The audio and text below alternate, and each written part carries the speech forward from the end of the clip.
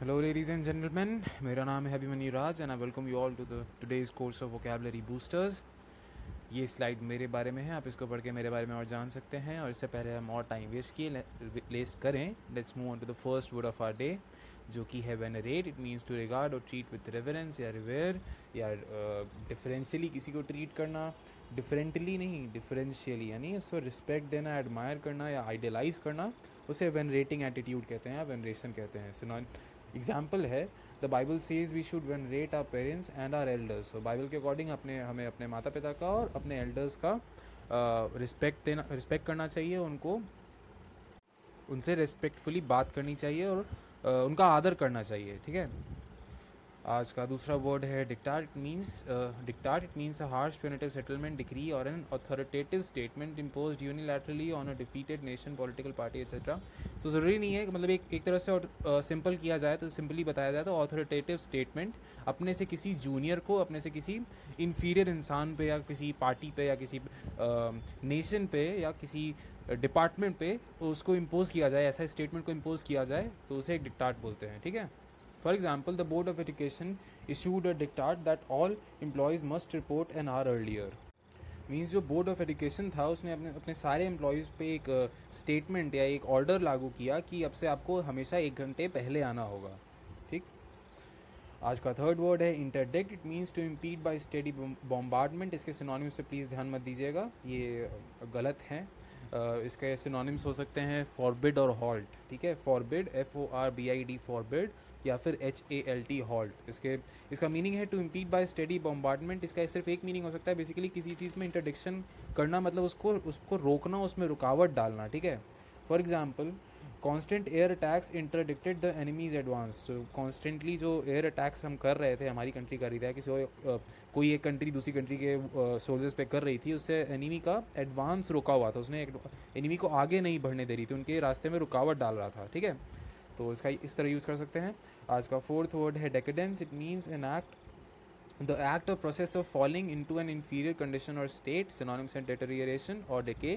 सो एक ऐसी स्थिति जब आप किसी अच्छी स्टेज से बुरे स्टेज पे आ जाएं तो उसे डेकेडेंस कहते हैं. For example, some historians hold that the fall of Rome can be attributed to internal decadence. तो मतलब इंटरनली जो उनका सोसाइटी था वो डिके कर रहा था, उसके कारण जो रोम की कम्युनिटी थी वो उसका फॉल हुआ और उसका एक तरह से एक्सटिंक्शन हुआ. ठीक है. क्योंकि वो इंटरनली डिके कर रहे थे, अंदर ही और दिक्कतें आ गई थी, बाहर की दिक्कतों के बारे में तो बात ही नहीं की.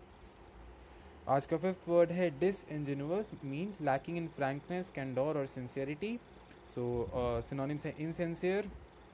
सो काफ़ी सिंपल वर्ड है, मतलब सिंसियरिटी ना हो, अच्छी भावना ना हो, वैसे एक्ट को डिसइंजीनियस एक्ट कहते हैं. For example, although the politician promised to be open and honest during the election, he later became dishonest and hid important facts from the voters. तो इवन दो पॉलिटिशियन ने स्टार्टिंग में बोला था कि हम ऐसे करेंगे वैसे करेंगे, ऐसा है, ये सच्चाई है, वो सच्चाई है, बाद में एक बार जीतने के बाद उसने इलेक्शंस के बाद उसका बिहेवियर डिसइंजीनियस हो गया, उसने सारे इंपॉर्टेंट फैक्ट्स छुपाया, सिंसेरिटी खो दी उसके बिहेवियर ने, सच्चाई खो दी उसके बिहेवियर ने, उसने झूठ बोलने लगा या इग्नोर करने लगा, स्नब करने लगा लोगों को और इंपॉर्टेंट फैक्ट्स छुपाने लगा वोटर्स से. आज का सिक्स्थ वर्ड है को terminus. It means being the same in extent या को एक्सटेंसिव इन रेंज और स्कोप. मतलब कोई ऐसी चीज़ जो सेम एक्सटेंट तक जा रही हो, सेम बाउंड्रीज हों उसकी, उसे को टर्मिनस बोलते हैं. एडजेसेंट होते हैं ना, एडजेसेंट, ये लाइन है, इसके तरफ ए है, इसकी तरफ बी है, तो A is adjacent to B, तो साथ साथ, और या कॉन्टिग्यूअस, वैसी चीज़ों को को टर्मिनस कहते हैं. For example, if an earthquake in Australia was coterminous with the earthquake in China, that means it caused the same amount of destruction. So ये sentence क्या है, अपने आप को ही एक्सप्लेन कर रहा है, वर्ड को भी एक्सप्लेन कर रहा है. सो ये ज़रूरी नहीं है कि आप सिर्फ पोजिशन की तरह कोटर्मिनस यूज़ सकता है. सेम एक्सटेंट या सेम सिग्निफिकेंस को भी, सेम एक्सटेंट है ना, सेम सिग्निफिकेंस या स्कोप को भी की तरह भी यूज़ कर सकते हैं. मतलब if an earthquake in Australia was coterminous with the earthquake in China, that means it caused the same amount of destruction. So अगर हम आप कह रहे हैं कि एक earthquake ऑस्ट्रेलिया में हुआ और एक चाइना में हुआ और दोनों coterminous थे, मतलब इसका मीनिंग है कि दोनों जगहों पे सेम डिस्ट्रक्शन कॉज हुई है. ठीक है.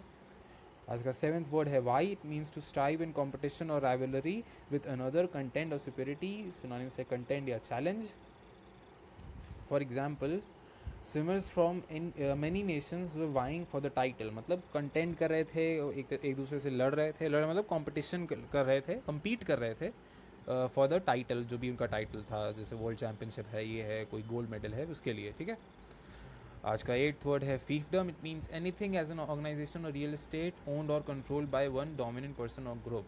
सो एक ऐसा ऑर्गेनाइजेशन या रियल एस्टेट जो सिर्फ एक इंसान या एक पूरे एक ग्रुप के द्वारा चलाया जाता हो, उसे उसका फीफडम माना जाएगा। For example, stop managing the ship as your personal fiefdom. तो जैसे बोलते हैं ना, क्या तुम अपने घर की तरह क्यों चला रहे हो। कई लोग इतने जोश में आ जाते हैं कि आप जैसे शिप हो या कोई कंपनी हो, ऐसा चलाते हैं जैसे अपने घर की बात है, ठीक है। तो वैसे ही इंसान को बोला जा रहा है कि stop managing the ship as a personal fiefdom, कोई तुम्हारी पर्सनली अब घर की अमानत नहीं है, ठीक है। तो इस तरह यूज़ कर सकते हैं। आज का फॉरेन कनेक्ट का वर्ड है फॉपाई। इसका एक फ्रेंच वर्ड है। इस means a slip of blunder in etiquette manners और conduct, an embarrassing social blunder और इनडिस्क्रिशन। सो एक ऐसी गलती आपकी एटिकेट में जो, या फिर सोशल ब्लंडर मतलब सोसाइटी के सामने गलती हो जाए जो एम्बैरेसिंग हो, उसे फॉपा बोलते हैं। For example, Lucas realise too late that not attending Susan's party was a फोपा, मतलब उसकी इतनी बड़ी गलती थी, एम्बैरेसिंग गलती थी कि उसको वो सूजन की पार्टी में नहीं गया। आज का लास्ट वर्ड है एमेनेबल। अमेनेबल, इसका मीनिंग होता है रेडी और willing to answer, act, agree और yield, open to influence, persuasion और एडवाइस, एग्रीएबल, सबमिसिव या अट्रैक्टेबल। सो एक अमेनेबल इंसान, बस अमीनेबल इंसान वो होता है जो हमेशा तैयार रहता है आंसर करने के लिए, क्वेश्चंस पूछने के लिए, एग्री करने के लिए, या आपसे अपने ओपिनियन रखने के लिए, ठीक है। और हमेशा एग्रीएबल होता है, सबमिसिव होता है, जो आप कहते हैं वो आपकी बात मानता है, वैसे इंसान को अमीनेबल कहते हैं। आपको इससे सेंटेंसेस बनाने हैं। और आज का कोट है रविंद्रनाथ टैगोर जी का, वो है you can't cross the sea merely by standing and staring at the water. मतलब आपको कुछ काम करना पड़ेगा, आपको अपने एफर्ट्स डालने पड़ेंगे, आपको मेहनत करनी पड़ेगी, तभी आप जो चाहते हैं वो आप पा सकते हैं।